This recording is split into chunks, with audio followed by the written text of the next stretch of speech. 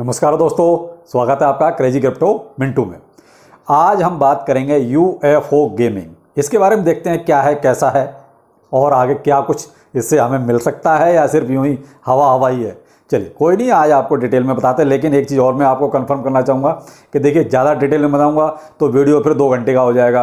तो कुछ चीज़ें फिर जैसे मैं बताता हूँ तो आप खुद भी देख सकते हैं, उसमें कोई दिक्कत नहीं। मैं क्या है, थोड़ा सा जो मेन चीज़ें हैं वही निकाल के आपको बताऊँगा और हर एक वीडियो में यही होगा। क्यों?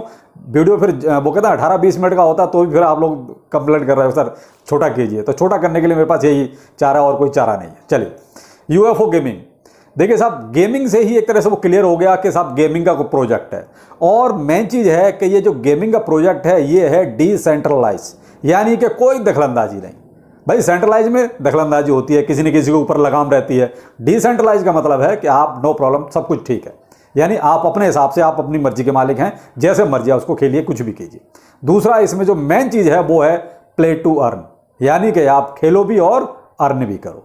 तो यहाँ पर कहीं ना कहीं देखा जाए तो बेनिफिट हमारा ही है, नुकसान नहीं है। दूसरा देखिए, एक चीज़ और बताऊंगा।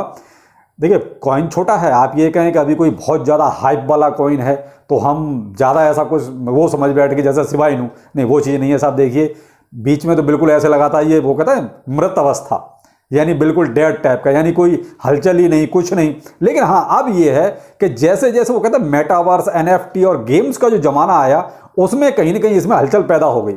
और देखिए, वैसे देखा जाए तो कॉइन ठीक है, मजबूत है, कहीं कंप्लेंट वाली चीज़ नहीं है। क्यों? इसको जो ऑडिट वगैरह हुआ है, इसका जो सेफ्टी फीचर्स वगैरह जो देखे गए उसमें बहुत अच्छा इसका परफॉर्मेंस है। वहाँ जो इसको जो है रेटिंग बहुत अच्छी मिली हुई है। तो वहाँ से ये चीज़ क्लियर हो जाती है कि चलो कुल मिला के वो कहते हैं, अगर डॉक्यूमेंट के तौर पे देखा जाए तो कॉइन ठीक है, कहीं ना कहीं उसको जो मजबूत है, उसको ये कह सकते हैं। देखिए वैसे तो क्रिप्टो करेंसी है, किसी का भरोसा नहीं है, लेकिन ये है कि क्या हम वही चीज़ें देख सकते हैं, वाइट पेपर देख सकते हैं, इनकी साइट पे जाके और क्या क्या फीचर्स हैं वो देख सकते हैं। लेकिन अब ये कहो कि कोई हमें स्टम्प पेपर पर लिख के देगा कि ये रगबुल नहीं करेगा, तो देखिए क्रिप्टो करेंसी में ये चीज़ नहीं हो सकती बिल्कुल भी। लेकिन क्या है कि हमें विश्वास भी करना पड़ेगा। भाई विश्वास तो है, आप करना पड़ेगा, मजबूरी है, नहीं करोगे तो फिर करोगे क्या। तो कुल मिला के जो इसका वाइट पेपर है, जो इसकी साइट पे है, बहुत सी चीज़ें आप देख सकते हो वहाँ जाके, क्योंकि मैं उसमें से आपको मेन चीज़ें ही बताऊँगा। तो सेफ्टी के तौर पे सब कुछ ठीक है, ज़्यादा प्रॉब्लम इसमें कहीं ऐसी नज़र नहीं आई। दूसरा ये है कि जो गेमिंग का प्रोजेक्ट है ना, यहाँ पर कहीं ना कहीं ये कहते हैं ना बाजी मारना, तो वहाँ ये बाजी मारता है। इसका जो पहला गेम आया था वो गैलेक्टिक किटी फाइटर, वो काफ़ी मशहूर हुआ और उसी ने एक तरह से इसका नाम भी चमकाया। तो कहीं ना कहीं गेम के मामले में अच्छा है। चलिए कुछ अपना पीछे देख लेते हैं, इसके प्लस पॉइंट क्या क्या है। और आप ध्यान से सुनिए, बाद में फिर वही सवाल आप मुझे कमेंट सेक्शन में करते हैं। तो पहले लेते हैं हम इसका टीम से। देखिए टीम बीच में कोई ऐसा लगाता कि हल्की सी कुछ ढीली पड़ रही है, लेकिन अब टीम काफ़ी एक्टिव है। आप जाके देख सकते हैं, कुछ ना कुछ इनका अपडेट हमेशा ट्विटर पर चलता ही रहता है। ठीक है। दूसरा डिसेंट्रलाइज प्लेटफॉर्म, मैंने वो पहले ही आपको बता दिया, डिसेंट्रलाइज प्लेटफॉर्म है। आप यहाँ पर जो है वो कहते हैं किसी की दखलंदाजी नहीं, आप इजीली अपना जो है जैसे आप ठीक सकते हैं वैसे खेल सकते हैं। गेमिंग का प्रोजेक्ट है, नो प्रॉब्लम। मेटावर्स, इसकी एंट्री हो चुकी है। एनएफटी बिल्कुल, यानी कि ये तीनों चीजें इसकी रेसिपी है भाई, गेमिंग, मेटावर्स और एनएफटी। देखिए गेमिंग में अगर जाओगे तो फिर मेटावर्स को कहीं ना कहीं आपको बाद में यूज करना ही पड़ेगा। भाई देखिए अभी मेटावर्स का अपना कोई खास यूज नहीं है और ना ही एनएफटी का कोई यूज है। देखिए वैसे भी नहीं है, मैंने आप टेलीग्राम पर इस चीज़ को शेयर भी किया था कि देखिए उसका एनएफटी का रेवेन्यू घट के कहाँ पर आ गया है। मैंने बीच में एक पूरा स्क्रीनशॉट दिया था, तो वहाँ पे देखिए। तो क्योंकि अभी एनएफटी का वो उतना चलन नहीं है। लेकिन क्या है, आने वाले वक्त में मेटावर्स एनएफटी भाई हो सकता है, अब कितना होगा ये वक्त बताएगा। लेकिन क्या है भाई, प्रोजेक्ट है वो अपने उसमें लिस्ट में तो शामिल करेगा ही करेगा। तो उसकी लिस्ट में जो है गेमिंग, मेटावर्स, एनएफटी ये सब अवेलेबल हैं। अगला स्टेकिंग का फीचर इसमें बहुत रिसेंटली आया, बहुत पहले नहीं था, लेकिन स्टेकिंग का फीचर अभी रिसेंटली आया। मैंने पीछे एक वीडियो में अपडेट भी किया था। प्ले टू अर्न, जो मैंने कहा प्ले टू अर्न, यानी कि आप खेलो और कमाओ। अब इसमें एक चीज और भी है, 2 टोकन है ये, एक तो है यूएफओ और एक है आपका यूएपी। यूएफओ है पब्लिक के लिए, यानी कि आपके लिए, मेरे लिए, हम इनको जो है बाय सेल कर सकते हैं। लेकिन जो यूएफओ है वो यूएपी जो है वो आपको रिवार्ड में मिलेगा। यानी जब आप यूएफओ खरीदेंगे उसके बाद जब आप गेम खेलेंगे तो वहां रिवार्ड के तौर पे आपको यूएपी टोकन मिलेगा। यानी एक तरह से ये रिवार्ड के तौर पे मिलता है। ठीक है। आ जाते हैं कम्युनिटी कंट्रोल, यानी कि ये पूरी तरीके से कम्युनिटी ड्राइविंग टोकन है। आप ये कहें कि कोई ऊपर माई बाप बैठा हुआ वो जैसे चलाएगा वैसे चलेंगे, वैसा नहीं है। ये 100% कम्युनिटी ड्राइवन टोकन है। जो मैंने इसमें अभी लिस्टिंग बाकी है, यानी कि बाइनेंस पे अभी बाकी है, हुबी ग्लोबल हो गया, रॉबिनहुड हो गया, कॉइनबेस हो गया, क्रैकन हो गया, crypto.com हो गया, OKX हो गया और वजीरएक्स। इन पर इसकी अभी लिस्टिंग बाकी है, अभी लिस्ट होना बाकी है। यानी कि अभी बहुत एक्सचेंज ऐसे रह गए जो टियर 1 में आते हैं, टियर 2 के भी हैं, टियर 1 के भी हैं। अभी बहुत एक्सचेंज ऐसे हैं जिन पर अभी लिस्टिंग इसकी होनी बाकी है। तो कुल मिला के ये इसके प्लस पॉइंट हैं किसके, UFO गेमिंग के। अब आते हैं इधर, मैक्सिमम सप्लाई इसकी जो है 51.5 ट्रिलियन। देखिए साहब, जब ट्रिलियन लग जाता है तो मैंने आप पहले भी कह चुका हूं, माथे पे पसीना वैसे ही आ जाता है कि ट्रिलियंस में सप्लाई का कोई मतलब नहीं बनता है। ठीक है, चलिए ठीक है, वो आगे बताता हूं। इसकी मैक्सिमम सप्लाई 51.5 ट्रिलियन है। बाकी वैसे आपको CMC और कॉइन गीको पर तो आपको 25.7 ट्रिलियन आपको नजर आएगी।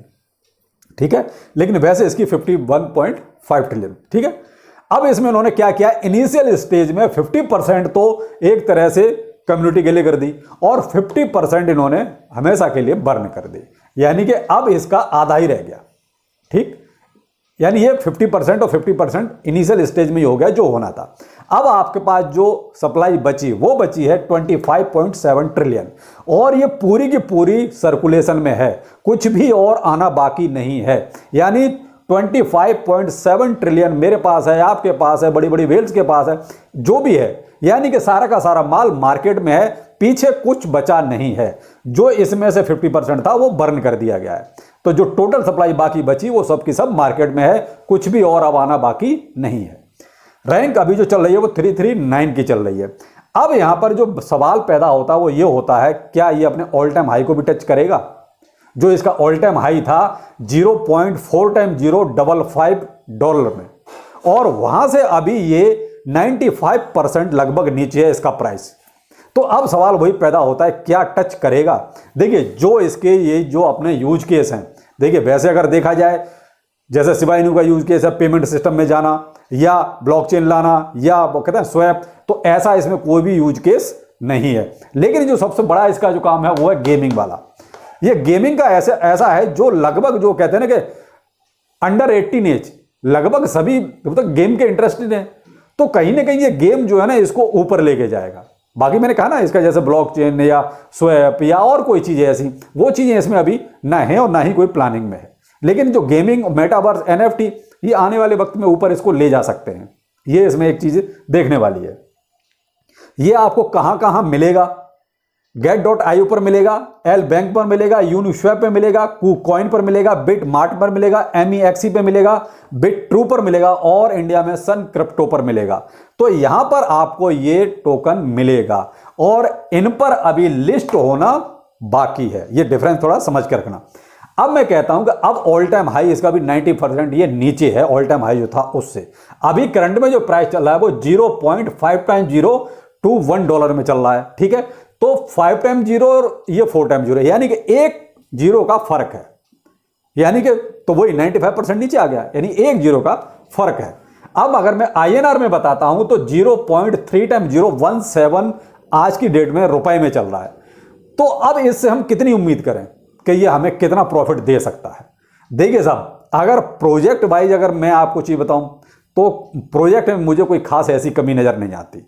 स्टार्टिंग में थोड़ा सा ये बीच में लगा था कि शायद इसकी टीम बिल्कुल ढीली पड़ गई, कुछ इंटरेस्ट नहीं ले रही है, लेकिन अब अगर देखा जाए तो काफी अच्छा चल रहा है साहब।